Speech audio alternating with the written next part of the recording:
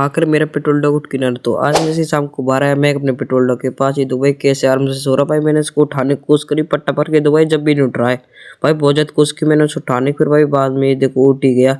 फिर तो भाई उठ रहा, सबसे पहले तो भाई अपने आप को झाड़ रखूँ भाई। आज सुबह से भाई मिट्टी में लौट रहा ना, इसको भीतर नहीं मारा। ये दो भाई फिर से सोने के लिए चला गया। अब तो भाई बिल्कुल मेरे बाबू नहीं देख रहा कि भाई मैं इसे उठा दूंगा ना। ये दो भाई बाहर की तरफ देख रहा है कि भाई बाहर स्ट्रीट डॉग आ गए उनसे, तो भाई उनको देख रहा बाहर तरफ। ये दो भाई अब तो बिल्कुल आराम से हो रहा भाई, मेरी तरफ ही देख रहा भाई बिल्कुल। ये तो भाई